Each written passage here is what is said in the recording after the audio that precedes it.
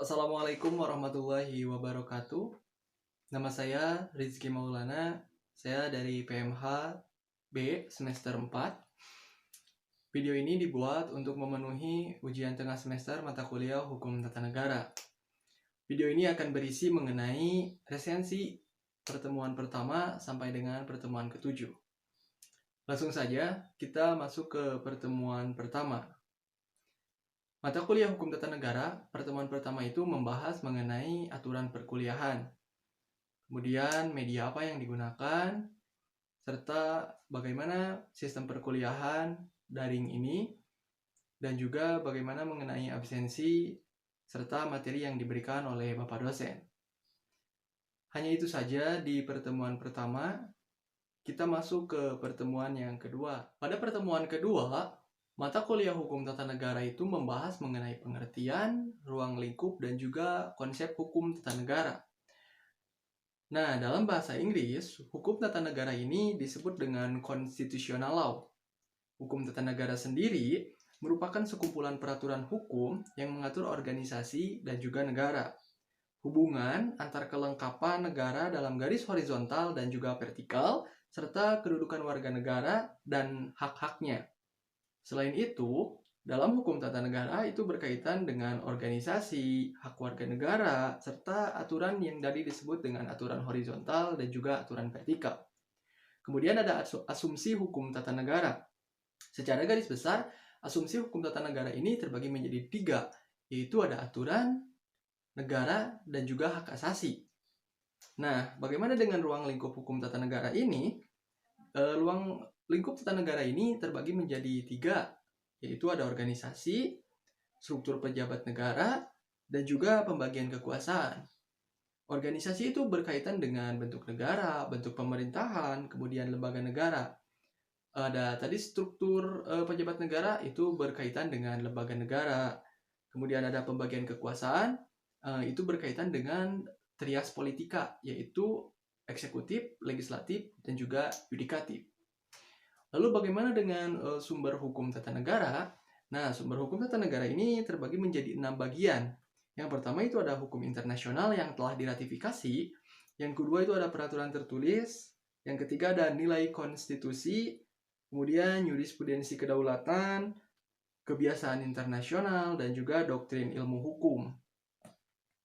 Mungkin itu di pertemuan pertama yang Bapak dosen bahas mengenai pengertian, ruang lingkup, dan juga konsep hukum tata negara. Kita bahas ke pertemuan ketiga mengenai asas-asas hukum tata negara. Asas hukum tata negara itu terbagi menjadi 3, yaitu karakter, prinsip, dan juga ciri khas. Lalu bagaimana dengan asas hukum tata negara? Asas hukum tata negara ini terbagi menjadi 4 bagian. Ada asas negara kesatuan, asas negara hukum, asas bentuk negara hukum, dan juga asas demokrasi. Bagaimana dengan bentuk negara hukum ini? Bentuk negara hukum terbagi menjadi 2, ada formil, ada material. Bentuk formil itu ada individualisme, kemudian ada negara yang dikatakan sebagai penjaga malam, dan juga ada monopoli, peran negara yang sangat dominan pada bentuk negara monopoli ini. Kemudian ada yang bentuk negara disebut dengan material, itu terbagi menjadi 3 juga. Ada kolektif yang bersifat konsensus, kemudian ada dominasi negara, yang artinya tidak memberikan ruang bagi masyarakat, dan juga negara atau penguasa ini sangat dominan dalam bentuk negara secara dominasi negara ini.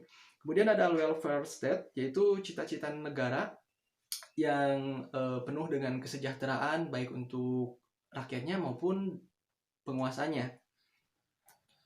Lalu bagaimana dengan asas negara kesatuan?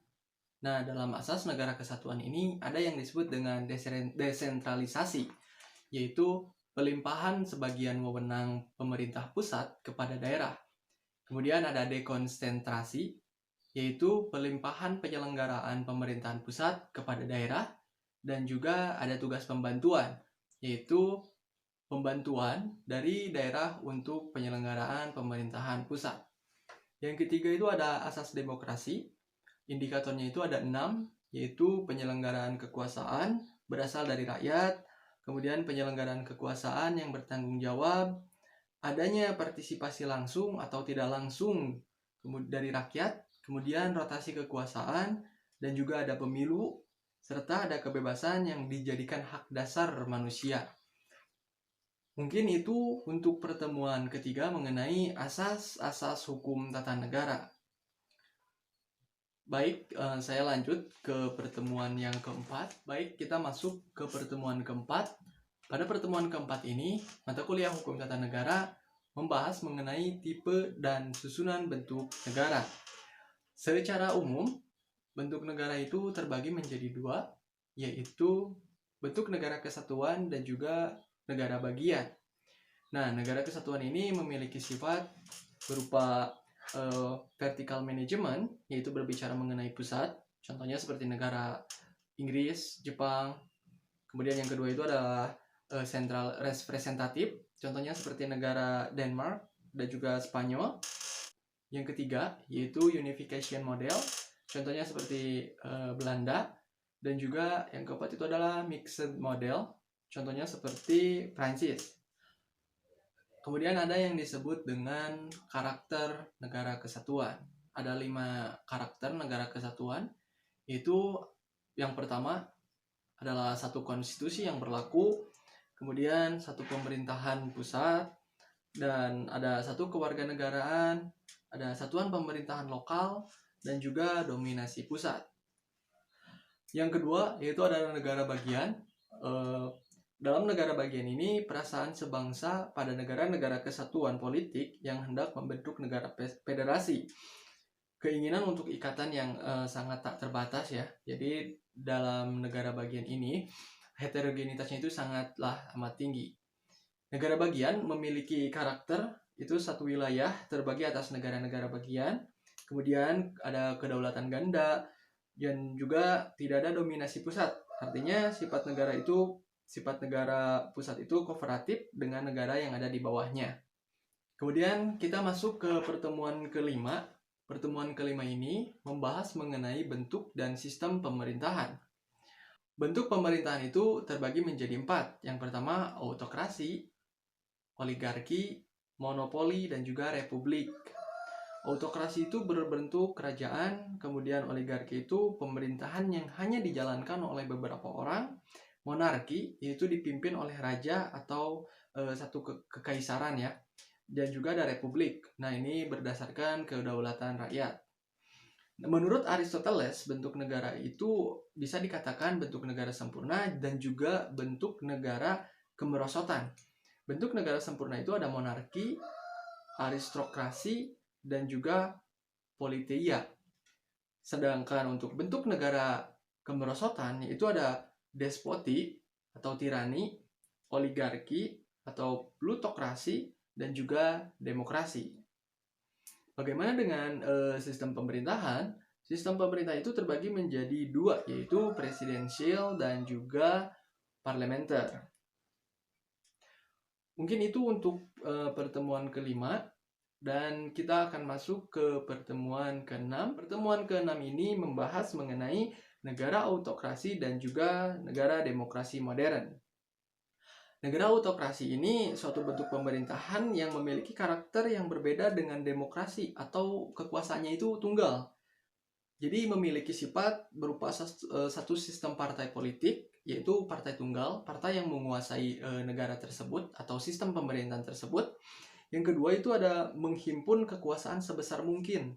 Jadi pada negara autokrasi ini amat sangat menghimpun kekuasaan sebesar mungkin, membentuk satu pemerintahan yang amat sangat besar.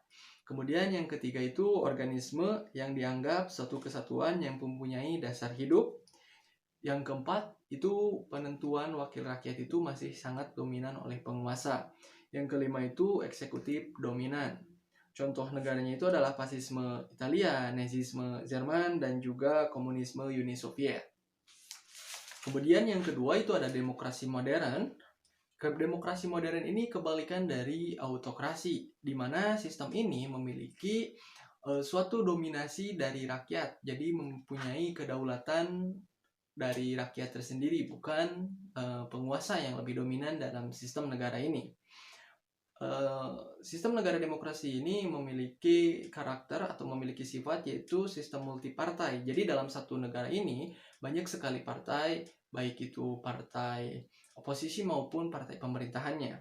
Kemudian ada penyelenggaraan kekuasaan itu didominasi oleh rakyat, serta ada kumpulan atau kesatuan daripada para individu, dalam arti itu bahwa individu itu mempunyai peranan yang besar atau peran pokok dalam satu sistem pemerintahan. Kemudian ada rakyat yang memiliki kedaulatan penuh, seperti yang dikatakan tadi bahwa dalam sistem ini rakyat itu sangat mendominasi. Yang terakhir itu adalah undang-undang dominan. Berbeda dengan autokrasi tadi yang lebih dominan eksekutif, maka dalam demokrasi ini undang-undang lebih dominan. Contohnya ya seperti negara kita ini, Indonesia. Kita masuk ke pertemuan ke-7.